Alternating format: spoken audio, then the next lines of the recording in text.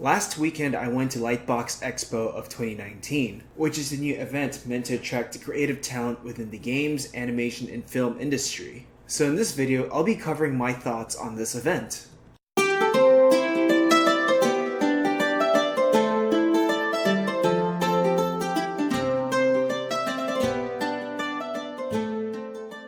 Hey guys, it's Toniko Pantoja, and today I kind of want to talk about Lightbox Expo, which happened in the Pasadena Convention Center in Pasadena.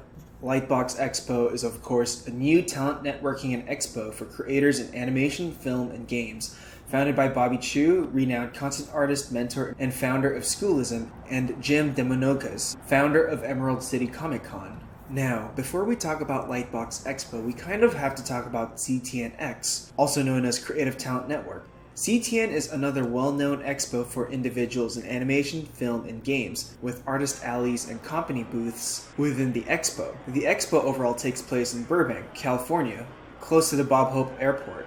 Before Lightbox, CTN was probably the only one of its kind. The thing about CTN is that it's mostly about networking and more of an industry meetup than a fan convention made for fans like Comic-Con or WonderCon, and this is the type of event that I usually gear myself towards too.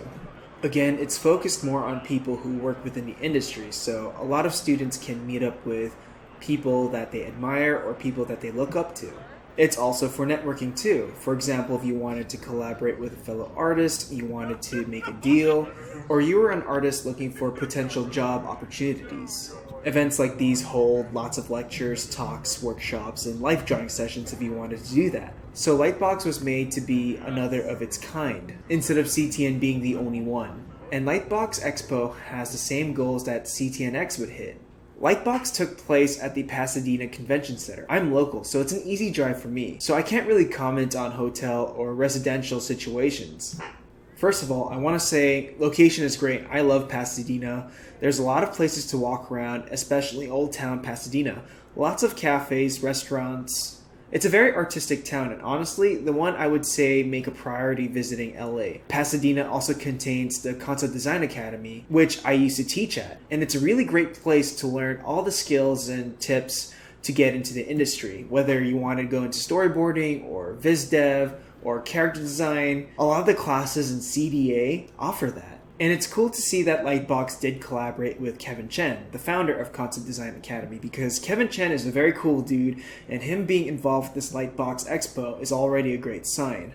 For Lightbox 2019, I was one of the panelists for one of the panels with Michelle Lam and Shannon Tyndall talking about the art of storytelling. We talked about a lot of things, by the way.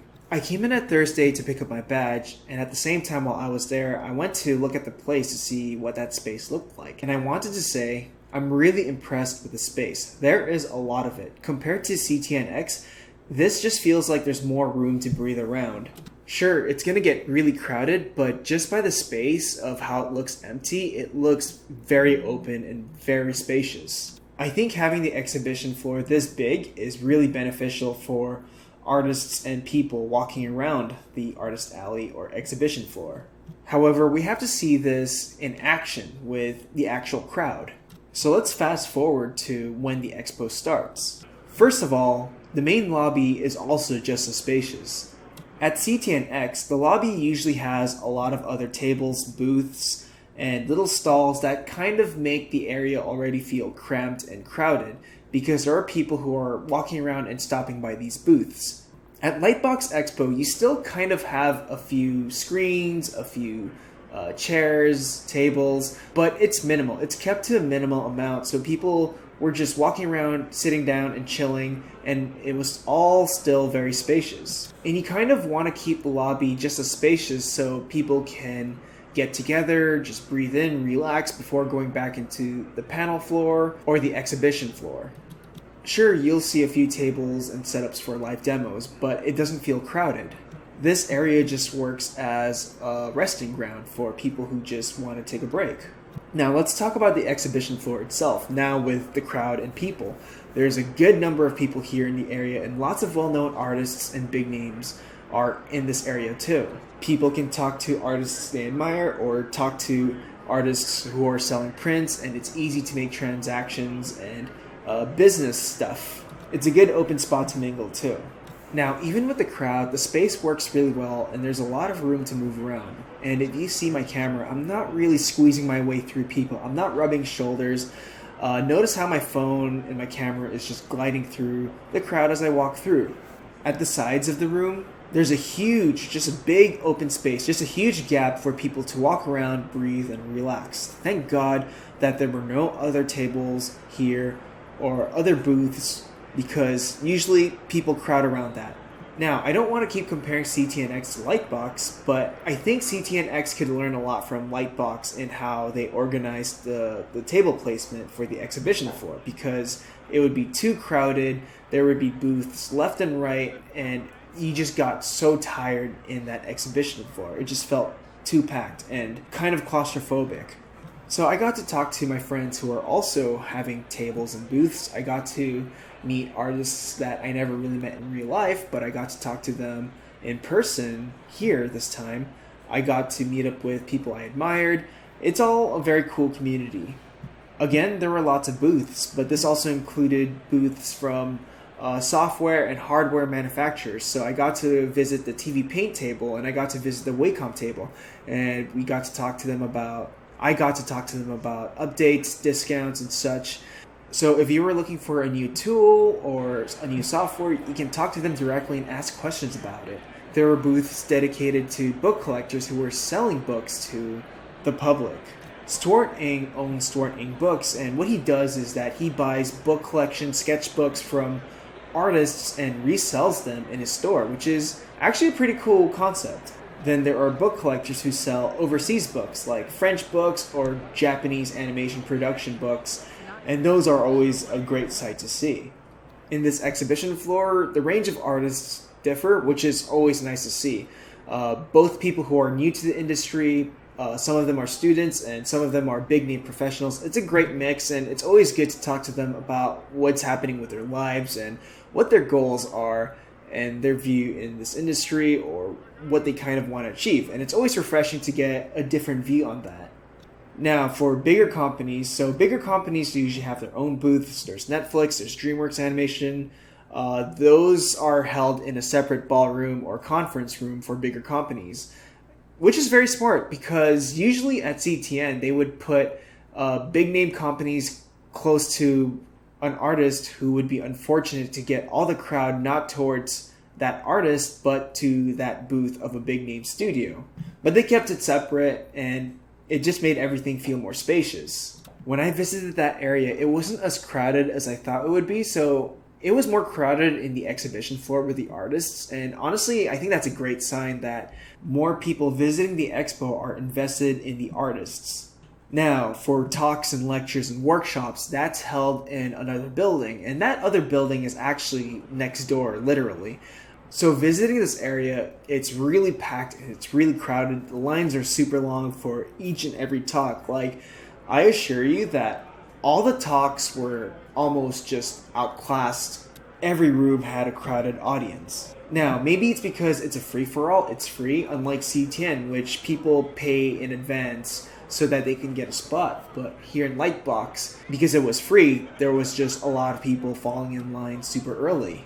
I don't think they anticipated how long or how big those lines would be because people did end up cutting each other, but it's also something to expect if you make something for free and if there are a lot of big names for an expo like Lightbox. My friends who held presentations and lectures and talks were surprised that their talks got fully booked. My talk took place at around 4 p.m. with 2 other panelists. I wish these rooms were better ventilated or had better AC because it did get really hot, especially when it got crowded. The building where all the talks and panels were held had no reception, so presenting stuff through the internet is a no-go. I feel like our panel went well, but Shannon Tyndall and Michelle Lamb totally killed it. They're very charismatic, and I'm very humbled by being in their presence, honestly. So after the day was over, people usually went across the street to go get dinner because there's a few restaurants here and there's a few cafes, but speakers, artists, and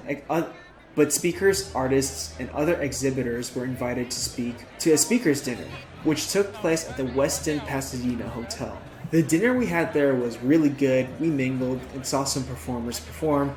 There was a lot of drinking, a lot of talking, and catching up with a lot of friends. It was a really good time, and I'm glad to be a part of Lightbox's first run. So let's talk about Saturday, because I think that was the last day that I did go to.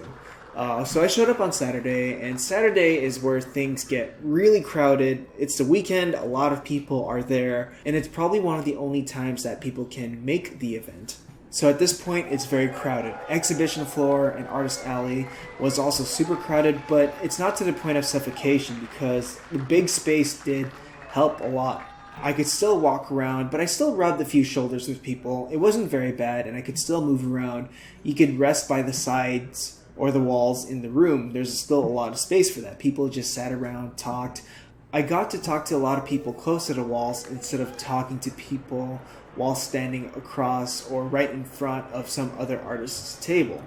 You don't want to block their table, especially if that leads to future business opportunities for them. So again, it's good that they kept the sides of the room still tableless and boothless. Oh yeah, there's a food stall, so if you got hungry, you can get a few fries if you wanted to. In the building where panels and talks are held, they added a blue tape on the floor to show how the lines worked, which is nice that they're considering strategies and how to organize the lines and how it's set up, but it was still very crowded, and because of the sheer number of people, lines for different talks sort of overlapped each other. I got to get coffee and a bit of lunch here and there with people outside of Lightbox because some of the restaurants are walking distance. To go to the old town of Pasadena, you can just walk down the road. It's pretty convenient. And I just had a few meetings with people. I got to meet up with people, just catch up. But I kind of left around at 5 or 6 p.m. I skipped out on the evening party because not only was I tired, but I was also super inspired just to work on my own stuff. I totally skipped out on Sunday, but I imagine that Sunday was more chill because people got to see everything on Saturday. So usually Sunday is when things start to die down and artists start to wrap their table up and business is done. So my thoughts is that Lightbox Expo of 2019 was overwhelmingly good for a first time. Just to set up the space and the overall energy that everyone had, it was all very positive. I went there and I left feeling really good. Usually at expos and cons, I usually feel very overwhelmed, tired, and just uninspired because maybe it's the introvert in me and I get tired with crowds, but Lightbox Expo had a really good vibe and everyone was in a really good mood. There hasn't been any other expo or con that I've gone to that made me feel like this, except for maybe CD Projekt Red's The Promised Land. But that's another video and thoughts of its own. Anyways, I just want to say congrats to Bobby Chu and Jim DeMinokas for an awesome first time expo. Keep up the great work and I hope to come to Lightbox again next year. If you guys are a student or anyone interested in more talent networking or just meeting up artists in your similar field, in animation, in games, or in film, Lightbox Expo, highly recommend. Go to it. I still consider it well priced compared to a lot of expos and cons, so look into it. Anyways, thanks for hearing me out. That's my talk on Lightbox Expo of 2019. There will be more videos. Stay tuned. I'll see you guys next time. Interested in learning hand-drawn animation or learning how to finish an animated shot from beginning to end? Have a look at the store where you'll find the complete Introduction to 2D Animation video course, tutorials, and other resources. Learn classical animation approaches, drawing, lectures, techniques, and other process videos. Visit the store through the link in the description below.